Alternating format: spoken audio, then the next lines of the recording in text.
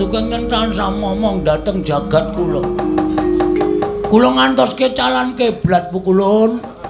Kula suwita dhateng Begawan Durna, kula niku urip bingung. Kula arep ngopo, arep kepiye, kudu apa sing tak tindakke. Jebul kula koncatan panjenengan. Panjenengan membo dados yaksa. Pancen ulun ingkang tansah gawe lakon kita, Bagong. Aduh. Ngaturaken panuwun pukulun dene sampun manggi kelawan Pak ingkang abdipun Bagong. Iya, Bagong. Kaya ora dadi ngopo. Lan sumurupa ulun mrepeki kelawan jeneng kita wujud yaksa mau sayekti ulun ngerti laku jantra kita. Ulun kepingin jajal kelawan lahir batin kita. Jebul kita kuwi nadyan ala rupane nanging pakarti kita ngungkuli kelawan wong-wong sing becik pasuryane. Ikhlas, sabar, ora awel kelawan pati. Kuwi ingkang ndadekake ulun bombong telenging penggalih ulun, Bagong. Sampeyan kok kaya kula. Ulun sak suwene momong kita kuwi ya sak ora-orane solas laganing ulun tiru kelawan jeneng kita. Mengkaten Bu Kulun. Iya.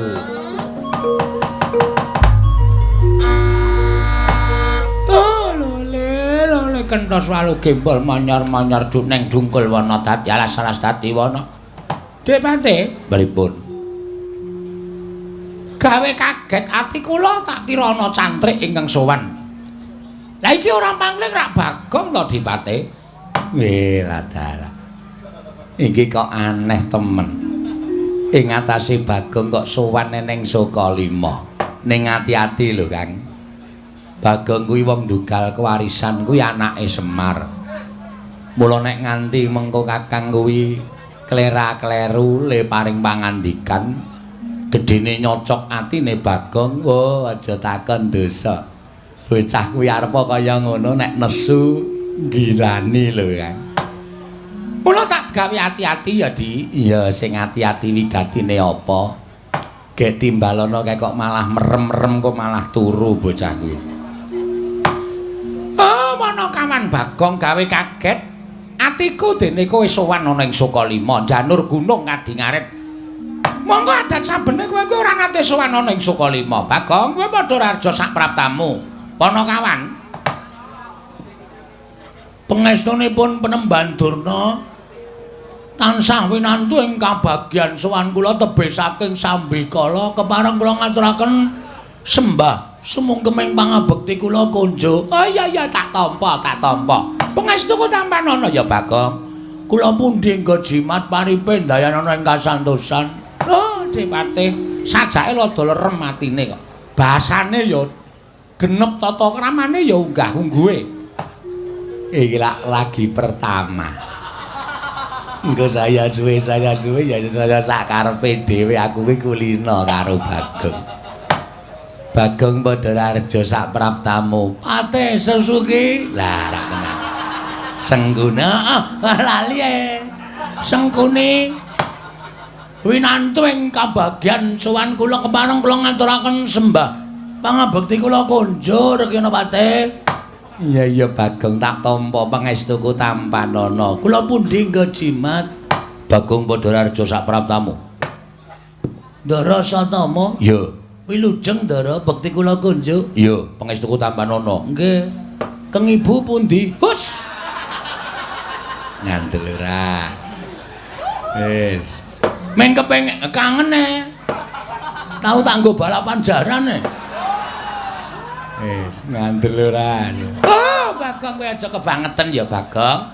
Iki mapan ana ing Sukalima. Mula kowe kudu nganggo tata krama. Mekaten inggih Penemban. Kowe ana wigati apa? Apa sok wigati saka karepmu dhewe apa diutus karo bapakmu Semar? Sowan ana ing pertampan Sukalima lah kok dadi mengijen tanpa ruang. Nuwun sewu Penemban. Kepareng kula nglairaken dhateng gegembolaning ati kula. Lho, lah kok dadak sowan menyang Sukalima? Apa ora pantes kowe sowan menyang negara Ngamarta? Niki pancen pun dadi lenging ati kula. Kula kepengin sowan wonten ing pertapan Sukalima. Awit kula ngertos Penemban Durna menika mujudaken satunggiling guru maha guru ingkang saestu lantip panggraitane. sedaya sami mestani nek Durna niku ala, Durna niku elek, niku jane ora nyata, ming fakta. Anu napa? Niku ming napa jeneng kabar burung sing boten wonten nyatane. Ning tumrap kula Begawan Durna menika satunggiling pandhita ingkang lantip panggraitane tur tresna dhateng siswa-siswanipun. Buktinipun ndara-ndara kula Pandhawa nalika alit dereng saged napa-napa panjenengan kula wentah dados siswa Sukalima saniki sami lantip panggraitane dados pitataning satriya punjer-punjering para sinatriya piye iki mau kok turah omong-omongan kalimate wis kentekane mula kula pitados nek Begawan Durna niku pancen satriya linuhung linuhur linuweh Ndara Janaka saniki dadi wong sing pinter manah nggih ta beberapa kejuaraan disabet semua pialanya niku awit panggulawentah sampean iya pancen Janaka kele mulang manah aku terus saniki Ndara Werkudara duk nalika pados banyu degan banyu suci Perwitasari ya tirta pawitra mahning suci niku sampean sing maringi jaman golek ngelmu kasampurnan kawruh panunggal sastra patri cetha sastra cetha paripurning wangsit sastra jendra hayuning rat pangruwating ndiu niku sampean nggih peparing terus sampean didhawuhi supaya nyemplung wonten ing samudra Ndara Werkudara nurut kalih dawuhing Begawan Durna wekasan ketemu kalih Dewa Ruci terus paring tirta pawitra maning suci kaya ngoten kok wong do ngandani nek Begawan Durna niku eleke nggon ngendi kula tak takon asline sampean niku suci asline sampean niku pendhita asli mboten kok pendhita mbiyeh-mbiyeh kaya sing kondang sakniki niku wah Pati mangrukokke niku bakal iso njunjung derajat kula mengke riyen to mengke riyen ampun bombong atine sik ken neruske ature ken neruske terus wigatine kaya apa nah sowan kula menika penemban kula menika estunipun nggadahi raos susah ing batos merga kawontenan dusun kula menika sampun boten kanten-kantenan kawontenan desa kula desane Bapak Karang Kadempel menika samenika sampun boten tentrem sampun boten ayem sampun boten rukun langkung-langkung wonten menyebarnya nggih menika gosip virus corona niku membuat resah para penduduk desa wekasan wis pokoke padha nungsang puyang gudel bingung gregeten kula tuku dayaju mbangane corona nyandel ora saya suwe rak saya ora cetha ta kok sik Bagong kuwi aja ngawu gawar ngawur terus piye nah terus kula niku jane kepengin bangun desa kula supaya pulih wong niku padha ngerti marang ketentreman ngerti marang kerukunan lan ampun gampang disok-sok karo napa niku pawarta sing saya gawe memedhi tumraping para kawula srana kula kepengin bangun desa ning kula ngertos wong ajeng bangun desa niku mboten mung agalan tok tegese ora mung kekuatan lahir tok ning muga kekuatan batin nah mula saking menika dinten menika menemban kepareng mboten kepareng kula badhe suwita dados siswa panjenengan kula dados cantrik panjenengan lan mugi paduka Sang Maha Guru kula keparenga maringana wejangan ngelmu kekuataning batin tumraping kula menapa kekuatan batin kedah kula upaya wonten pundi papanipun kula pitados kalian Penemban Durna napa sakrep pengendikaning Penemban Durna badhe kula nut kula badhe ngestokaken dawuh cekap semanten atur kula menawi wonten lepatipun anggen kula ngunjuk atur kiranging parama sastra lan kiranging basa diagung pangaksami wekdal kula aturaken dhateng Bapak Pranatacara matur sembah nuwun. Piye, Kang? Oh, mangke riyen Dipati, mangke riyen. Niki wonten srana ning sampean mang meneng mawon. Oh, nggih. Lho, kok sik Bagong. Lah musuh itu karo Begawan Durna kuwi apa lahir batin? Serius. Lahir batin. Bumi langit dadi paseksen. Menawi ngantos kula mangke niku antaraning ati lan lati kali ati ora nyawiji sampeyan mangesotke kula. Mangsotke Bagong kere sak lawase. Kula kinten ket biyen kula nggih pun kere. Yen pancen kowe lahir batin bakal tak udaneni. Jernyatane yen pancen Begawan Durna kuwi nampa siswa ora milah-milahke siswa sing duwe derajat pangkat, siswa sing sugih apa sing miskin, nanging bakal tak tampa lahir batin nggonmu swita karo aku. Estu Panembahan, tenan Bagong. Lah nyenengake matur sembah nuwun nika kula nggawa gula teh. Oh iya. Menika diaturke sakniki napa mengke? Mengko wae gampang. Nggih. Engko ndak kowe kabotan. Wenting kok. Wong mung seprapat. Ya wis ora apa-apa. Tak tampa wong kuwi jenenge tresnane murid karo siswa. Nggih, matur sembah nuwun tanpa pepindhan. Lah ingkang salajengipun kula nyuwun dawuh, kula badhe kaparingan menapa dinten samangke kula nyuwun pangendikaanipun Begawan Durna. Oh, Bagong kowe tak kandhani ya. Nggih. Iki mau aku karo Adipati Harya Sengkuni kuwi nedeng ngrembug bab impen. Lho. Ngimpi? Iya. Sampeyan ngimpi ngapa? Ditiliki teng 1001 malam mawon. Mengke teng mriku menawi impenipun kembang menika loro, menawi godhong menika 3 lajeng dipun wolak-walik mawon. Panjen bocah nek wis tumindake elek ki kaya ngono kuwi. Aku ngimpi, iki aku ngimpi yen to kowe kuwi mangku Sang Hyang Rembulan, Bagong. Weh, tegese napa niku? Kowe bakal entuk kanugrahan sing gedhe, kowe bakal entuk kabejan sing gedhe. Lan apa yang mbok aturake mau mbok menawa jumbuh karo impenku, nggonmu bakal dadi panutaning para kawula sak padukan Karang Kadempel nggone bakal mbok bangun mau. Sayekti iki mengko mbok menawa dadi srana kasembataning sediamu, Bagong. Wah, jan tepat. Ora ana klerune. Ndekno Pandhawa kuwi ya akeh pendhita-pendhita sepuh. Begawan Nabiyasa kae yo pinter, ning aku ketoke ora srek suwita karo Begawan Nabiyasa kae. Terlalu halus. Aku golek pendhita sing kira-kira sok halus sok kasar. Ya gelem tumindak elek, ya gelem tumindak apik. Kok kayane cocok Panembahan Durna. Iya, Bagong. Matur sembah nuwun Panembahan. Lajeng impenipun menapa? Lah, iki mau sejatine aku bakal paring pangandikan kalawan kowe. Nggih. Kemaringipun paring pangandikan menapa? Kowe tak kandhani ya. Bakal kelakon penjangkamu, bakal kelakon nggonmu bakal kedunungan sarta bisa mbangun desa. Waton kowe bisa ngupaya kang aran Kayu Kastuba Mulya. Kayu Kastuba Mulya? Iya. Kowe dadi srana syarat wangunaning desa ing mapan ana ing panggonanmu. Yen kowe bisa nggayuh Kayu Kastuba Mulya, mbok menawa kowe bisa sak traju sak babak karo Raden Werkudara, siswaku duk nalika semana. Lha madosi teng pundi niku? Niku toko kayu do enten mboten nggih? Nek Kayu Kastuba Mulya kuwi dudu kayu sak lumrahe. Ning kayu kuwi kayu duweni daya. Kayu kuwi duweni kekuatan. Kayu kuwi kayu sing malati. Sarta kayu ing saben wong ora duweni. Ya kuwi Kayu Kastuba Mulya.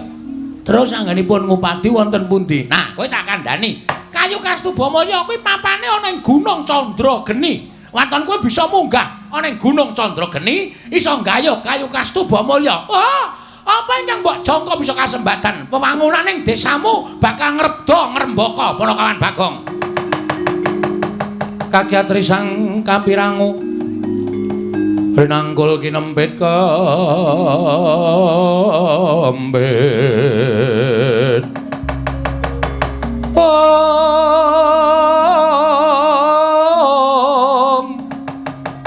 Dosang reknaning bawana ya si tukang walang ati,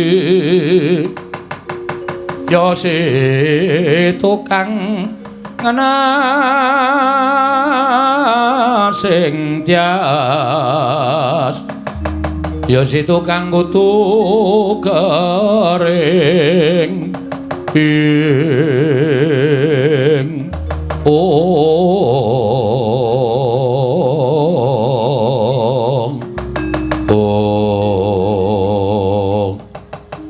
Gunung Candrageni ini pundi?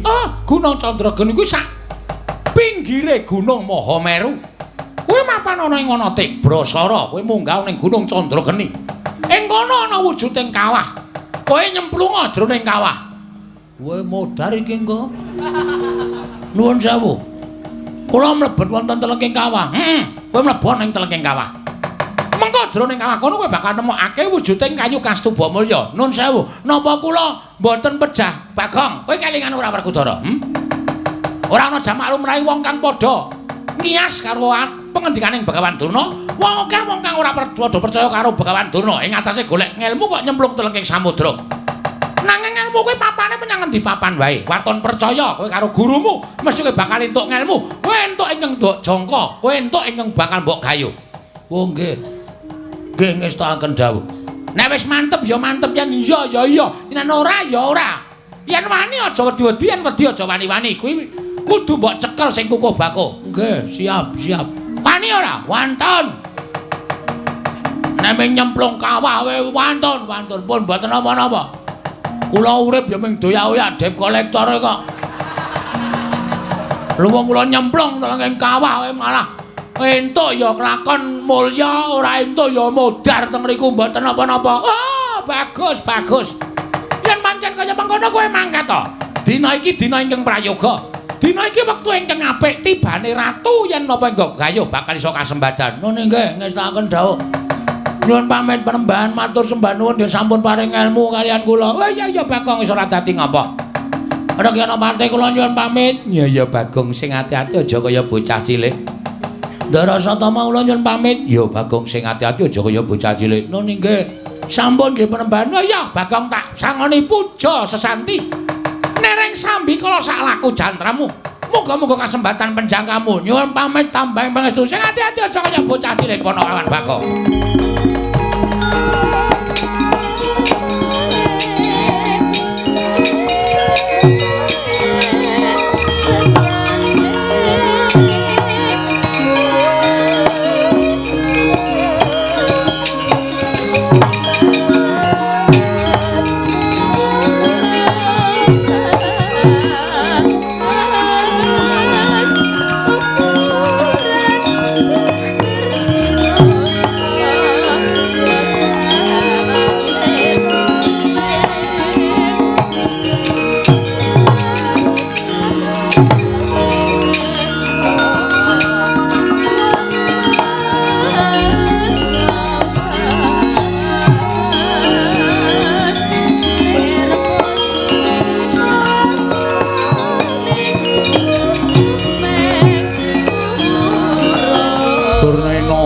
Panalingane loro majaring ratri pinenggak jangkanira kapisanan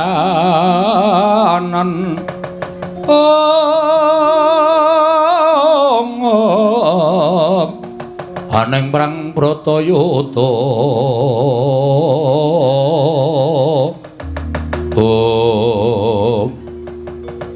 Kakang Mrembandurna disuwitani abdi wae. Sampeyan le paring ilmu kok ya kaya-kayane kuwi lahir batin. Nek ngoten pancen cetha nek Kakang Mrembandurna niku lahir ndedheple teng Astina nanging batin sampeyan ngrangkul marang para Pandhawa. Mangke rimpin to Depate, mangke riyen. Sampeyan niku nek mboten ngerti niku mang takon aja sok nemtokke manut karo ati sampeyan dhewe kok ndak ora apik kedadeane.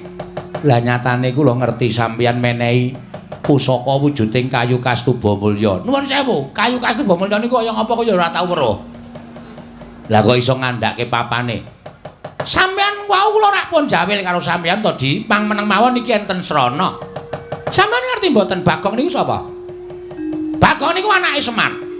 Monggo Bagong niku ora kedadean saka sing gawe urip niku mboten. Nanging Bagong menika dumadi saka ayang-ayangane Semar. Mula Semar nika pancen kondang ora duwe ayang-ayang, mergo ayang-ayangane Semar niku dadi wujuding Bagong. Dadi nek Bagong niku mengke tekaning pati Semare mesti uga bakal nelongso atine. Gedhe-gedhene bakal tekaning pati Dipati. Lah dalah.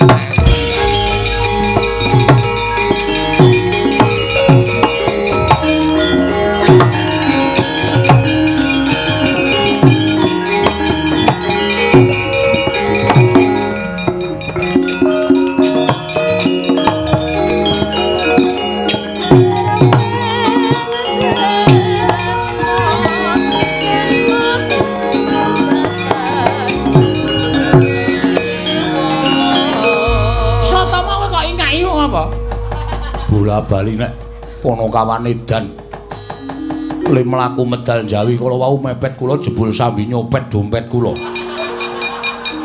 Wah, lah KTP barang ilang. Sin kok sin. Barang ilang wis Bagong iki nek pancen kon kaya ngono ya printere ra jamak-jamak. Pancen arep mlaku adoh mula tumuli golek sangu kok nyepol dompete wong liya. Oh, Depate, pripun? Bagong munggah wonten ing Gunung Candrageni ora ana ing bakal bisa bali urip.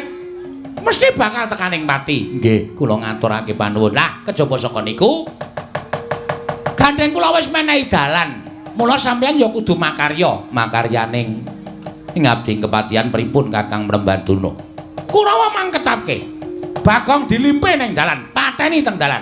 Upama mengko munggah Candrageni Bagong ora tekaning pati, ning nek Kurawa melu gawe srana pati ning Bagong niku luwih becik lan luwih prayoga. Oh nggih, ngestakaken dawuh. Nek ngoten kula tak medal njaba, kula tak ndhawuhi para sata Kurawa laku dedemitan. Yen perlu Bagong dilimpe dipateni. Pun ngoten mawon.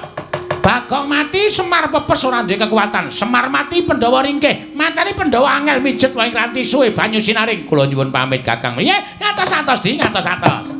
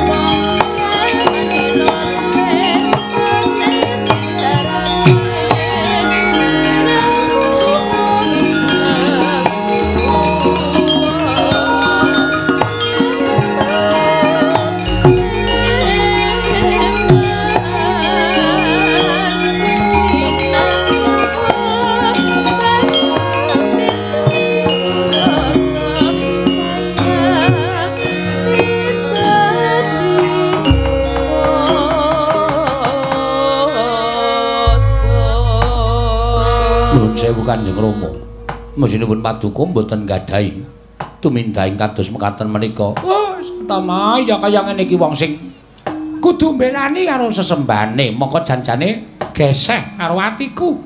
Nek ya wis ben ora apa-apa, wong nyatane aku ya mung dadi srana. Wis mongko perkara dosane tak tanggunge. Iki kabeh mung goleke kamukten kowe ya Nger Satama. Nggih, ngestaken dawuh. Kowe dadi sawiji karo para sata Kurawa yen perlu bisa gawe srana patine Bagong. Nggih, ngestaken dawuh. Bubarna para cantrik pangujanggan padha mangarsama. Pun bapa wong atuamu nedya manjing telenging pertapan. Nggih, ngestaken dawuh Bapa Penemban. Kaya wis ora ana dawuh maneh Nger, anak Wasatama. Purna gati ning pananggilan. Sang Pinandhita arsa kundur ngedatun jeluk saking dampar kencana kinampit gambaran gading. Kadhiraken sangganing Perumbahan Cedi manggung ketanggung Jaka Paloro ing sami ngambil pacaraning keprabon. Kawis tinggal saking Mandura tindak Nyosri Naranata. Lamun ngatinon saking Mandura kaya tansah katon bebayaning marga.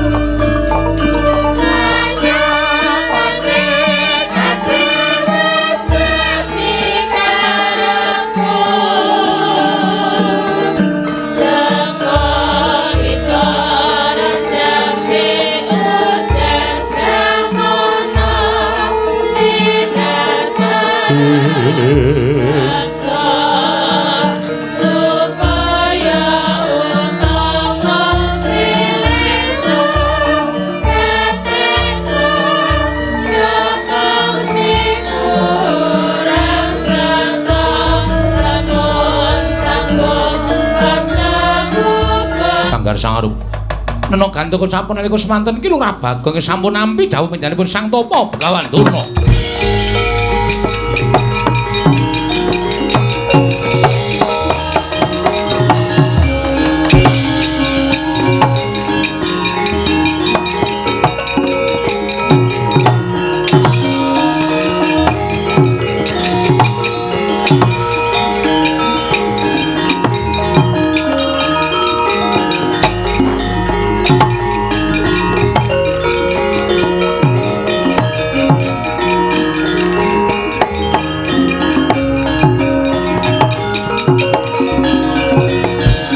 Kacarian putra lamun kawekasan yeka wis anggeni maya Wisnu Pradenta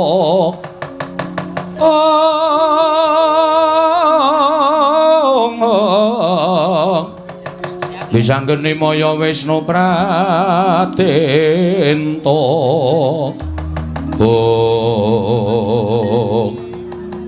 Petra ngapa kowe ngadangi lekku mlaku tru Gong kowe tak takoni kowe jujur jarine bojomu tak takokke nek kowe lunga saka ngomah heeh kowe pamit karo bojomu arep meguru karo Begawan Durna ya to heeh Gong piye akeh guru akeh pendhita sing apik sing ampuh ning kena ngapa kowe kok milih Begawan Durna Pendhita Durna kae ngelmune ngawu gawar ngawur. Nek nganti kowe engko entuk ngelmu sing nyengsarake karo uripmu, sing kapitunan ora mung kowe, ning aku gareng karo Bapak Semar melu ngrasake. Mula janjane aku diutus karo Bapak supaya nyusul karo kowe kon bali ning Karangkadempel. Aja meguru karo Begawan Durna. Truk, apa? Aku ndek niat bangun desa. Monggo sawise aku sowan ning Sukalima Begawan Durna ngendika karo aku bisane kelakon nggonku mbangun desa yen aku kudu golek kayu Kastubamulya ning Gunung Candrageni, Gong. Kayu Kastubamulya kuwi tau weruh rupane urung. Lho, urung. Lah kok tok goleki? Tur kowe manut karo ngendikane Begawan Durna. Kok arep munggah Gunung Candrageni? Pancen sing wis tak antepi, Tru. Jarene Penemban Durna nang kono engko ana kawah. Nek aku wani nyemplung kawah aku entuk kayu Kastubamulya, Gong.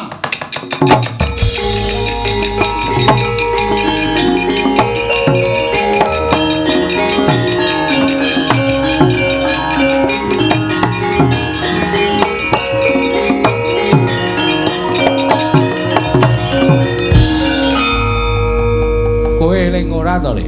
Hah? Sing jeneng kawah kuwi papan sing panas. Panase ngungkuli panas geni ana ing Marcapada. Nek nganti kowe mlebu jroning kawah kuwi mau, kowe mati, Gong. Truk, mbok ora sok ndisiki sing keparenge sing gawe urip. Mati urip ora saka cangkemmu. Mati urip saka kersaning sing gawe jagat. Kowe kalingan ra? Jaman Ndara Werkudara golek banyu suci Perwitasari kon nyemplung segara. Aku terinspirasi saka Ndara Werkudara. Ndara Werkudara nekat nyemplung segara wae ora mati malah entuk tirta pawitra maning suci. Aku ya tak nekat nyemplung kawah. Kowe modar. Ora. Kok iso omong nek ora? Werkudara wae ora mati kok. Ndara Werkudara beda karo kowe, Nyuk.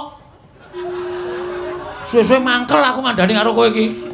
Minggir ta wae ora usah ganggu kekarepanku to. Kowe lunga.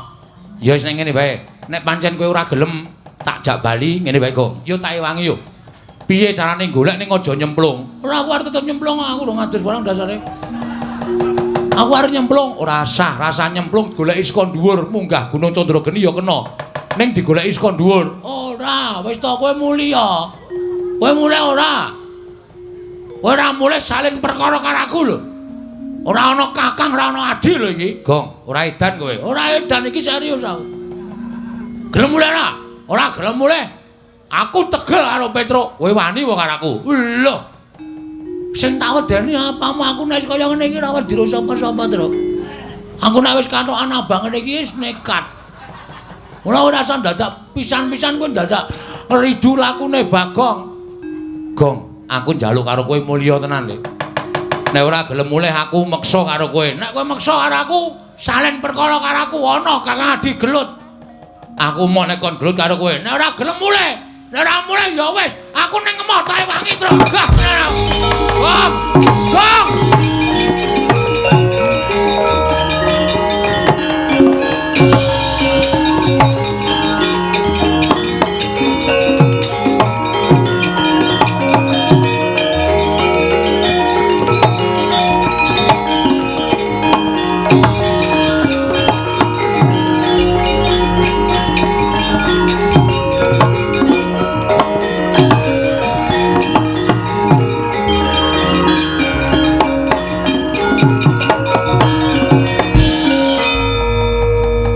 Bagong melayu-melayu nasak karang pradisan Kurawa nggone laku dedemitan tegese pacak baris aja nganti kawistara dening Bagong. Ih paman sampun cetha menika pelajaripun Bagong Kartomarma wonten timbalan jupuka tombak sing ampuh utawa sing landhep clorongan tombak saka kene si Bagong. Yen Bagong kena tombakmu tekaning pati ngendikaning Kakang Premban Durna, Bagong kuwi nyawane Semar. Bagong ki ayang-ayangane Semar. Yen Bagong mati, Semar mesti melu tekaning pati. Mara coba Bagong lepasana pusaka. Yen pancen tekaning pati, kowe karaku wajib munjuk atursanipun anak Prabu Duryudana. Lho nggih, ngestaken dawuh saking mriki. Aja ketok lho, Nggih. Aja ketok lho, ndak ketara. Ndak ketara.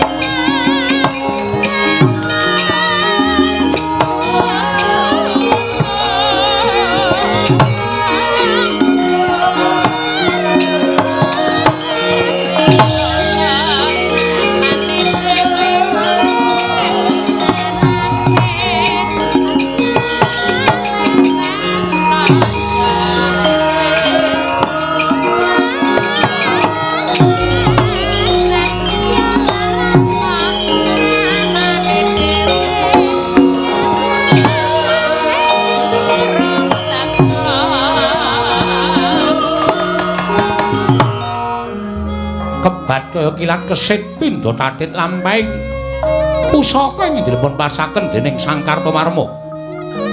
Mawi daya kemanden mila pelajari datan kasak netra. Kilura Bagong datan Prayitna. Kenging dadane nalika semanten konta kaprapal kendang kapracondang mbuh tibane wonten pundi papan dununge. Kagiat Kilura Petruk kantong bolong niwurupi kawontenanipun ing rayi Kilura Bagong.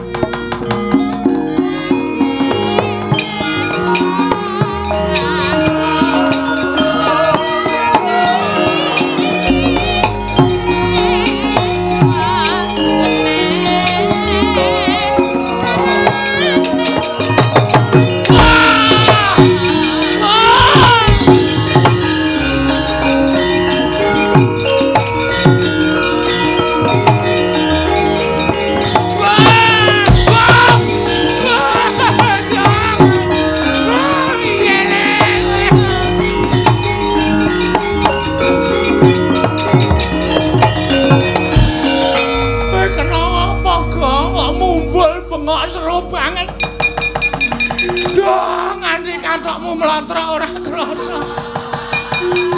Wong kontal kok bokonge telos-telos. Gong kowe kena apa? Pak, Bagong kesonjo boyo, Pak.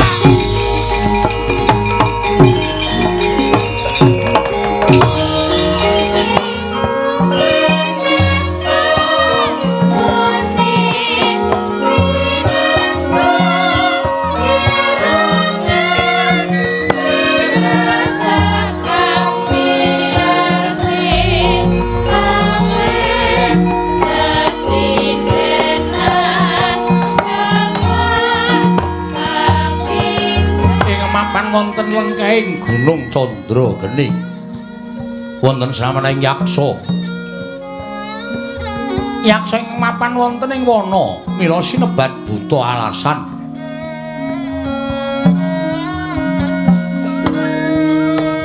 Ingkang nami Dedya Kala Harga Yaksa. Sawetawis tinanggena jagi wonten ing wana lengkeng Gunung Candrageni.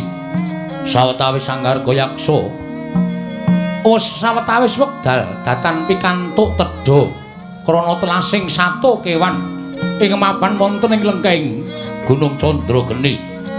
Mila katingal lenggah atenger-tenger kaya pepes bayu kang tapis kaya ora duweni kekuatan. Krana sawetawis candra datanan nedha satu kewan piwak angunjuk toyaning sendhang. Krana mangsa ketiga satemah asatoyaning sendhang dadi bingung-bingulungan ing cipta Sanggarga Yaksa meminta dhateng panguwasaning dat mugi pikantuk menanging dawata sageta pikantuk tedha wonten ing madyaning wana lengkeng Arga Candrageni. Dadi kumangkono jering pangandika Sang Yaksendra ingkang dereng kababaring lisan.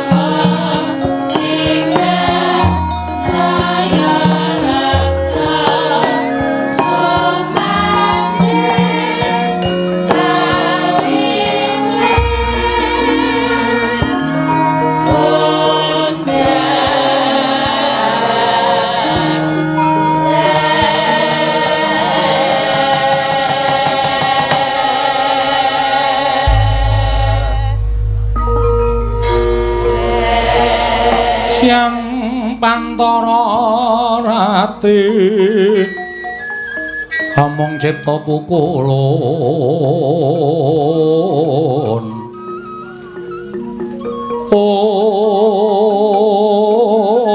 tanana lan kaeksi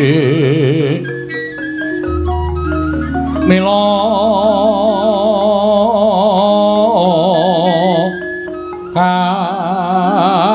katur kang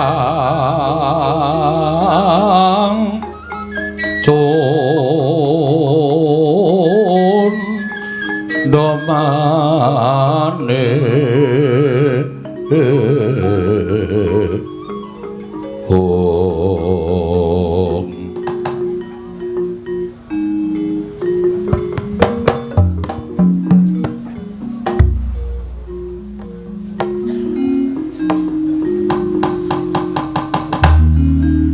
sasatrageng ulun sumembah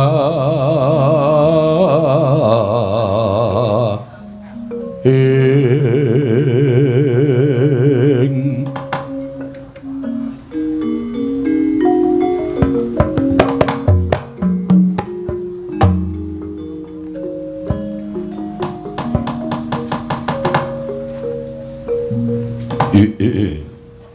Ong Tedyan Kala Rudra Mas Patik Raja Dewaku. Ladala. Nganti bersasat kaya wis ora kuat ganggonku njemangkahake suku. Ngrembiyake asta. Merga wis ora kuat kaya wis kelangan otot bebayu. Suwene nggonku golek pangan. Ana ing alas persasat kaya wis sinumpet dening panguwasaning para dewa. Aja kok wujuding kidang menjangan. Kethek wae kaya wis entek.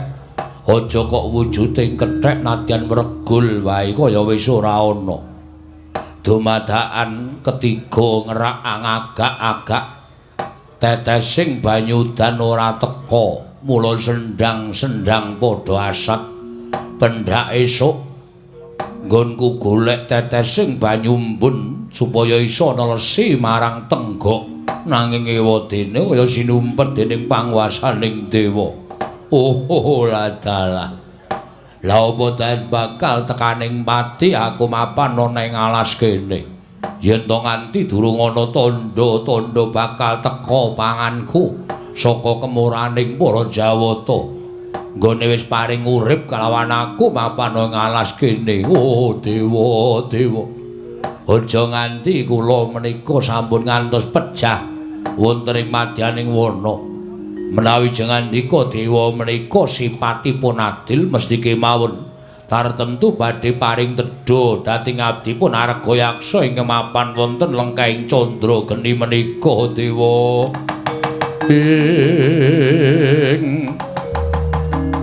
Rikat lampahing rata tanpantara prapteng sukuning Arga Ram kang tumingal.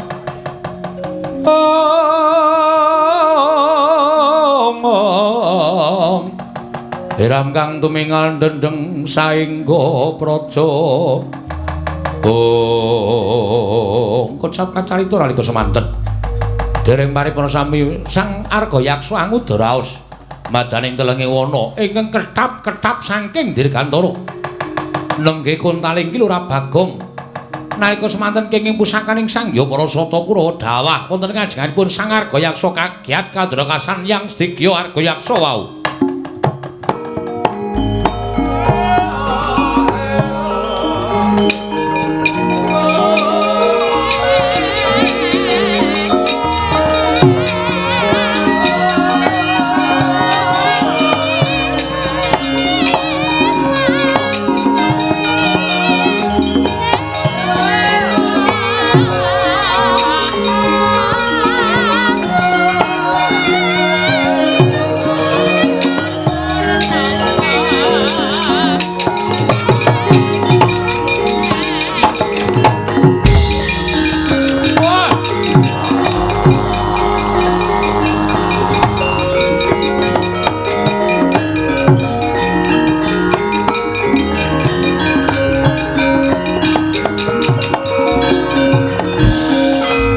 Trisang kapirangu pinangkul kinempit-kempit dosang regnaning bawana.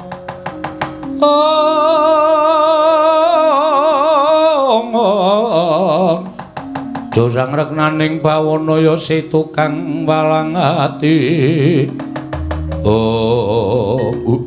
Ladala.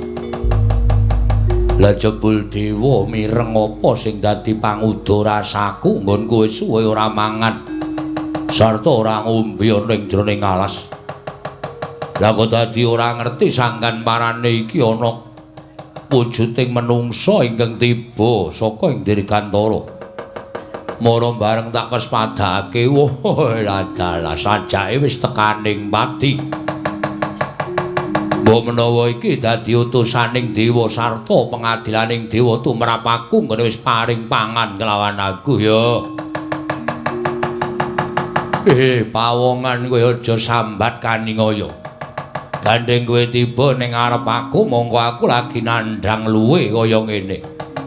Ndak pesthekake yen kowe dadi panganing Arga Yaksa mula tumungkul bapa ngakasa ibumu Pertiwi. Kowe dadi isen-isen ning wadukku yen ana luputku aku njaluk ngapura. Mbuh sapa kowe? Sing baku kowe tetep dadi panganing Arga Yaksa dina iki ya.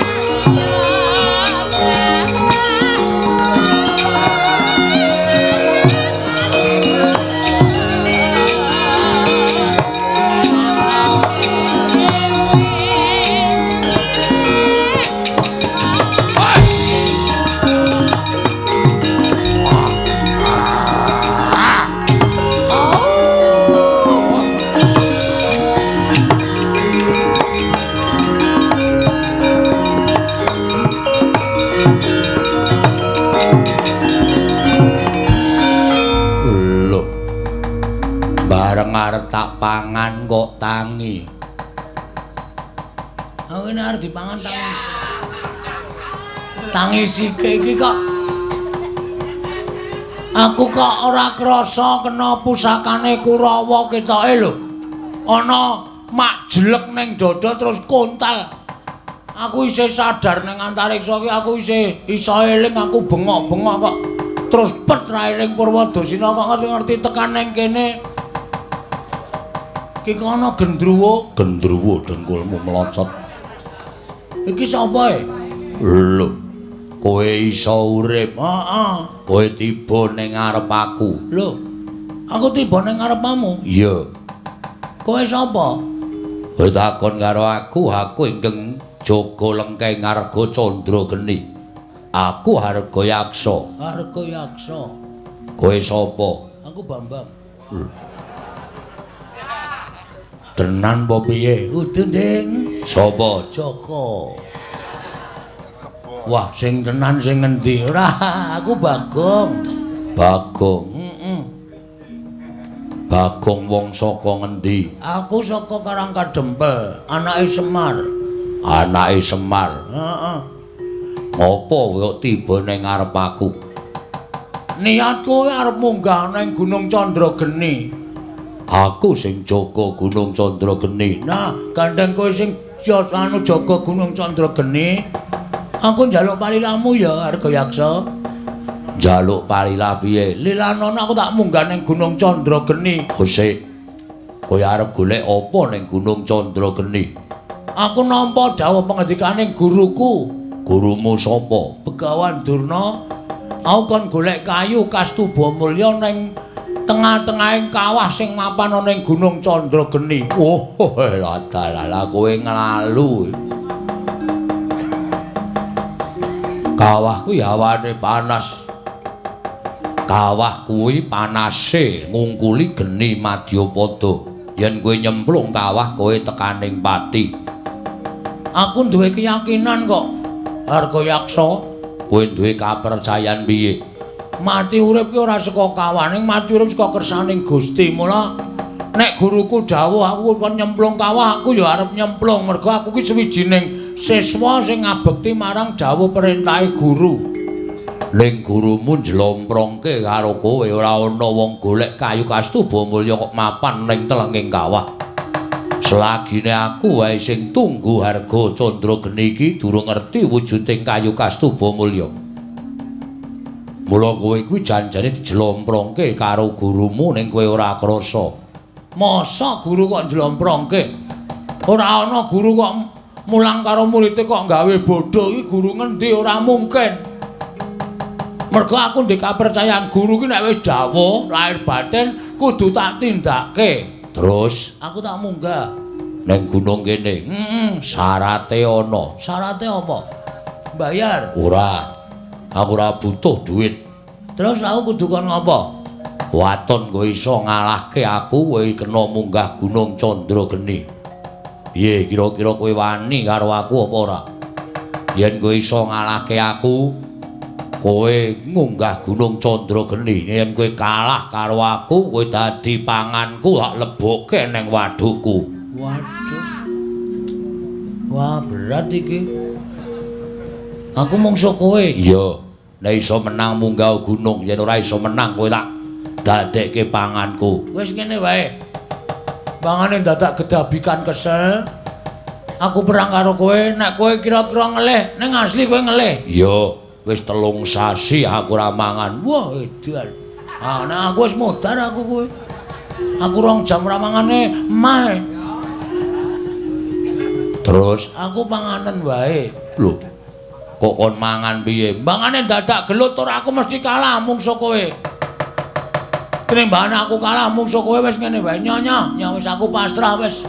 Ora entuk kayu kastuba mulya ya ora apa-apa, sing penting aku iso ngewangi uripmu, iso nyambung karo uripmu ki tumrap aku wis ngujudake suwijining sedekah.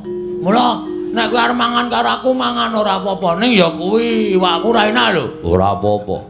Langu lho, ora apa-apa. Pokoke ora enak iwakku, soalnya aku ki ora tau adus. Iya.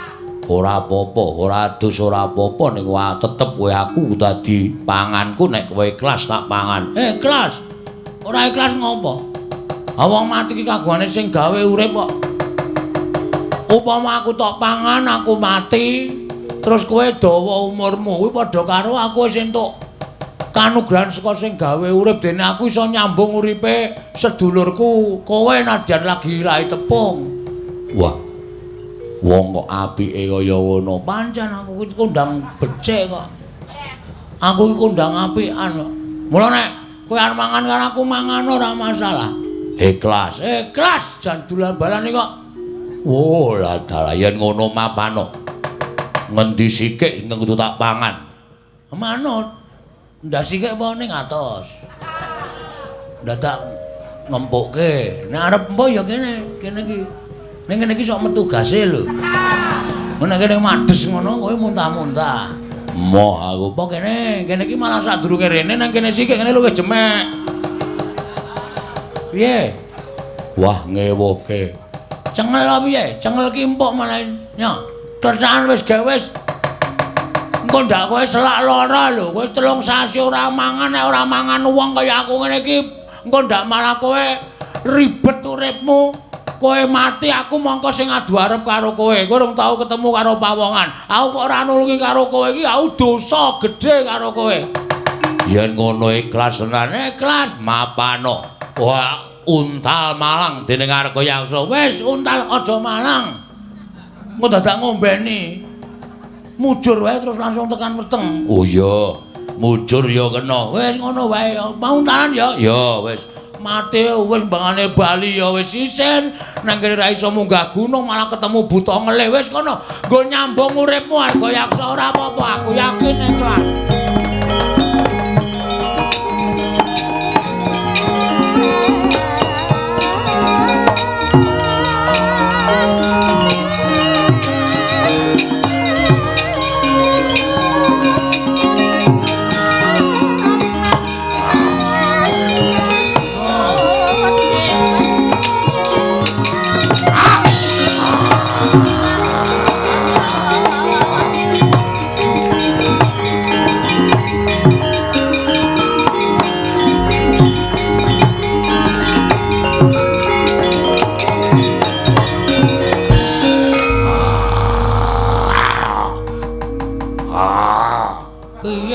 Dimoti. Lah ya diklethak. Aku meng risi. Kowe iki rung operasi amandel to? Wah. Kok isih nyentrol semene gedene? Wah, wong apa ya iki? Wong dipang kok malah omong wae. Hak tamani siung pengapit demancep nang gulumu modar kowe. Wis gawe dadi tamani siung cempet. Pengapit, pengapit. Wis sisan gawe wis nggon pas nganu nadi. Ning nggon pas nadi engko langsung mati aku nek mengko ora pas nadi mak kejel-kejel lara banget ku ndan. Ya, iya wis gawe wis. Tan samar pamoring sukma sinukmaya. Sinukmaya winayu ing asepi.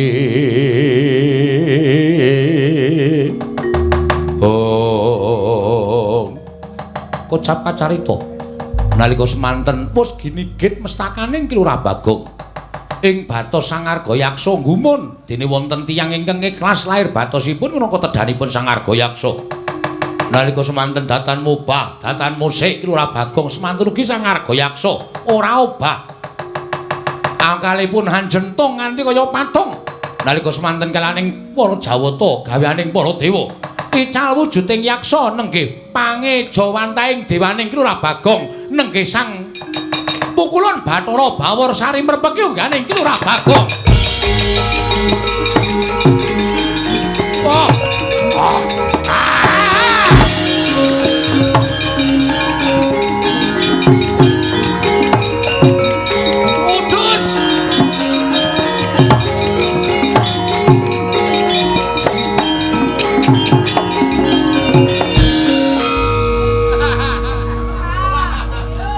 Aku malah ngedep kaca pengilon. Hong milahing Mastuna sidam sekaring bawana langgeng. Bagong ngerti yo. Ulun ingkang tansah momong kelawan jeneng kita. Sejatine kita kuwi uga titisaning dewa, mung dewa ingkang ora nate den ucapake dening para titah. Weh. Samane ku dewa to? Iya, kok elek. Mergo sing tak njingi ya raine kaya bokong. Wah, iki dewane ya atos iki suarane. Panjenengan sinten asmane? Ulun Bathara Bawarsari. Ulun Bathara Bawarsari ingkang tansah momong kita saksuwene kita wujud Bagong kaya ngono. Panakawan. Aduh, pukulun.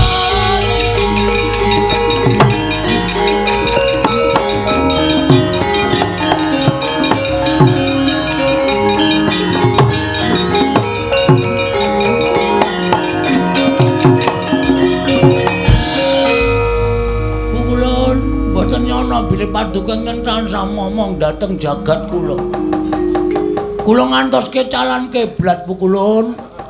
Kula suwita dhateng Begawan Durna, kula niku urip bingung. Kula arep ngopo, arep kepiye, kudu apa sing tak tindakake. Jebul kula koncatan panjenengan.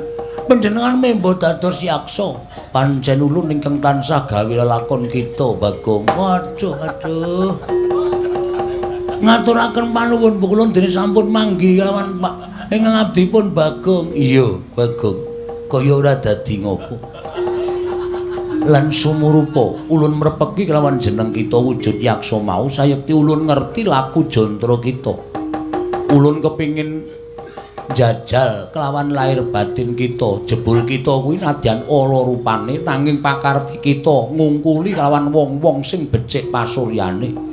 Ikhlas sabar ora awel kelawan pati kuwi ingkang ndadekake ulun bombong telenging penggalih ulun Bagong. Sampeyan kok kaya kula. Ulun saksuwene momong kita kuwi ya sak ora-orane solas laganing ulun tiru kelawan jeneng kita. Mengkaten Pukulun. Iya. Lan napa to kang dadi karep kita? Teka kita suwita Begawan Durna sarta ngupaya kayu kastuba mulya. Pikulan, Pukulun. Ngaten nggih Pukulun, estunipun kula menika kepengin bangun desa. Mergi menapa kawontenan desa sakmenika sampun bubras langkrah mboten kanten-kantenan. Kepengin para kawulanipun menika kula rukunaken langkung malih. Kula damel tentrem, kula damel rukun lan damel manunggal dhateng para kawula sanesipun saengga tetunggalan manunggal tunggal cipta rasa karsa lan karyanipun Pukulun. Apa ingkang dadi gegayan kita kuwi bener mekaten Pukulun. Nanging Begawan Durna paring dawuh kedah ngupaya wujudipun kayu kastuba mulya Pukulun. Bagong wonten dawuh apa ingkang dadi gayuhan kita mau sayekti jebul saknyatane dudu kita ingkang tanggung jawab. Sebabe menapa Pukulun? Karang Kadempel kuwi ke bawah keperintah ngendi? Karang Kadempel menika ke bawah keperintah Negari Ngamarta. Monggo rusak ing desa Karang Kadempel kuwi kok dadi tanggung jawab kita. Ing mestine dadi tanggung jawab ing para Pandhawa, nanging sabab apa? Teka para Pandhawa wisuh lumuh ngentasi perkara. Malah kita ingkang budidaya mbangun desa Karang Kadempel. yen to kaya mengkono ora ana pigunane Pandhawa dadi songsong pengayomaning para kawula teka ora gelem nyumurupi rusaking desa Karang Kadempel Bagong. Terus mula kang sangka kuwi satenane iki dudu pakaryan kita nanging gandeng kita wis duwe niat saka pamrayoga ulun Bagong kita kudu ngelingake lawan para Pandhawa. Yen kita bisa ngelingake marang para Pandhawa supaya eling yen to duwe wewengkon kang aran Karang Kadempel ingkang dina iki lagi rusak kahanane. Mula para Pandhawa kudu gelem dandan-dandan Karang Kadempel. Ewadene Pandhawa ora gelem dandan-dandan Karang Kadempel, cetha yen to Pandhawa ora pantes minangka dadi songsong pengayomaning kawula sak negara Ngamarta Bagong.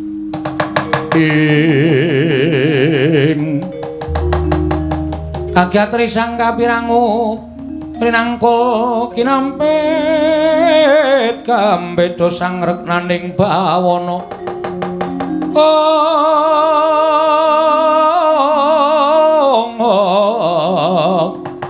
ya si tukang walang ati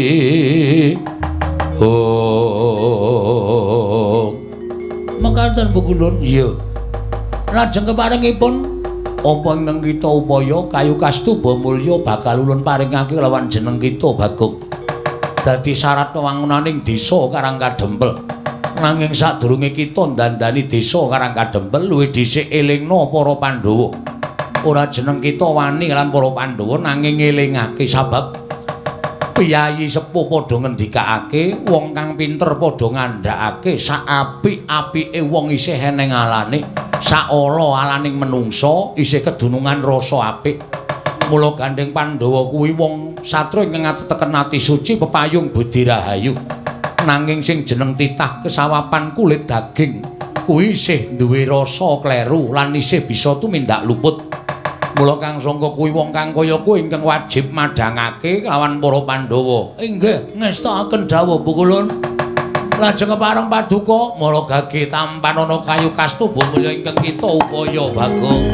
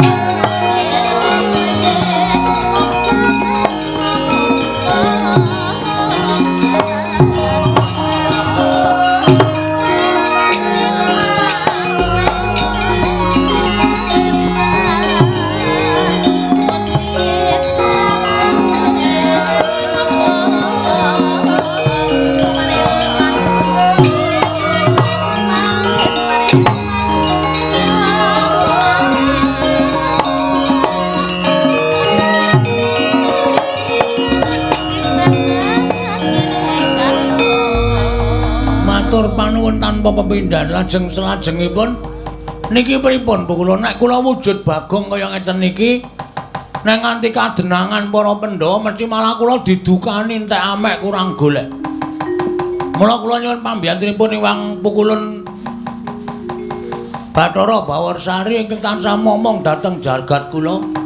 Kula nyuwun senjata pitulung supados kula mboten wujud Bagong. Kita bakal ulun dandani tanpa beda kelawan kaya ulun nalika semana. Wujud napa Pukulun? Celeng kudu. Wujud buta Bagong. Wujud buta kados panjenengan kala wau. Iya Bagong. Sawise kita wujud buta, ulun bali lawan jagat kita. Ulun bali momong lawan kita Bagong. Nggih, ngestakaken dawuh lan dadi pangertenmu. Yen to niyate Durna lan Kurawa kabeh mau sayekti ora kok bakal maringi bebungah wujuding kayu kastuba mulya. Nanging mun dadi srana nggone bakal padha kepengin gawe patimu.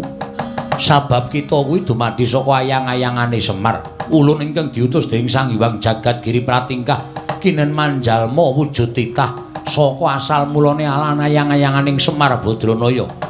Mula kita ulun dandani wujud yaksa kaya ulun lan ulun bali manjing angga kita. Nun nggih ngestakaken dawuh sawise kaya mengkono kita budhal marang Praja Ngamarta. Barang wamuk ning Praja Ngamarta. Wah, mengke nek wong-wong Pandhawa mboten wonten sing ngalahke kula, aja kuwatir.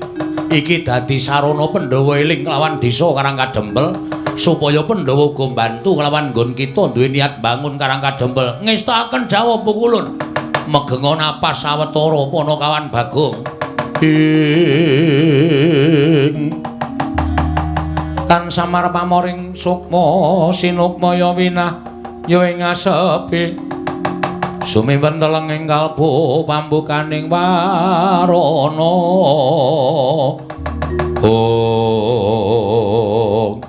manteng pangesane Sang Pukulun Bathara Bawarsari nyiptake ora Bagong ical wujuding ora Bagong babar wujuding yaksa dadosaken kagyat kadra kasan ora Bagong wau.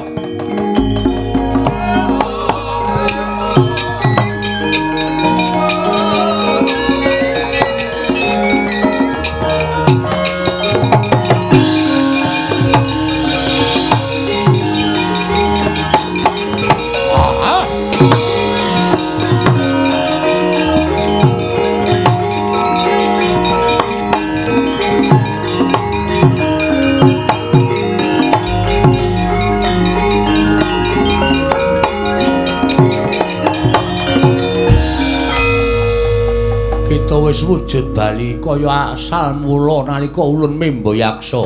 Nggih, Pukulun. Lajeng kepareng paduka Pukulun kados pundi? Ulun manjing sajiwa ning ngangga kita. Kanthi wujuding kayu kastuba kila bakal dadi wong kang digdaya sekti kalintang jayaning perang. Tumuli budhal marang negara Ngamarta. Elingna para Pandhawa yen to Pandhawa duwe kewajiban uga mbangun desa. Ora mung Karang Kadempel nanging desa-desa ing menapa dadi wengkoning negara Ngamarta kuwi wajib digatekake dening para Pandhawa. Iki ngestakaken dawuh Pukulun monggo latri manjing angganipun ingkang abdi. Kosek kita arep nganggo jeneng sapa? Waduh la menika ingkang repot. Nek dipun keparengaken kula menika wujud buta, kula badhe mawi tenger dedya buta galak. Nganggo jeneng sing apik, Bagong. Nggih, kula bingung mawi nami napa. Jajal Werka. Wah, menawi jajal kudu tumbas. Jajal kok ora tuku, aja ngecul. Ulun dudu panggeculan. Ulun manjing nganggo kita. Inggih, ngestakaken dawuh Pukulun.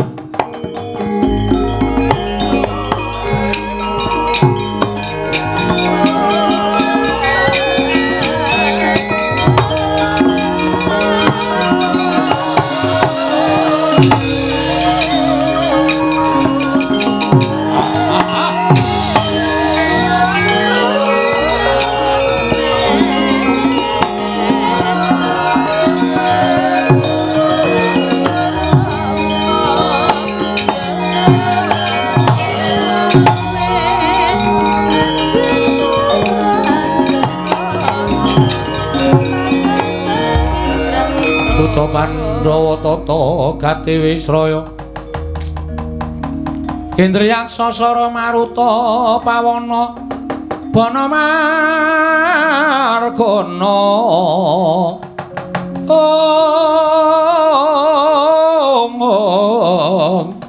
Samirana lan Warayang Misikan Magulingan 5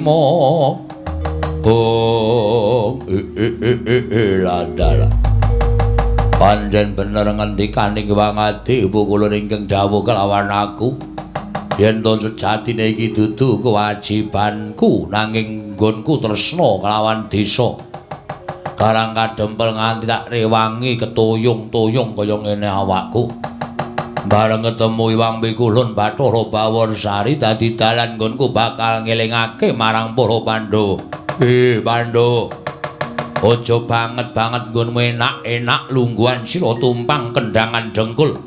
Ora nggatekke karo kawulamu, Kiwa tengening negara Ngamarta butuh mbok gatekake. Butuh srana wewangunan sing becik yen kowe ora gelem ngulatake karo kawulamu, aku ingkang bakal ngelingake karo kowe.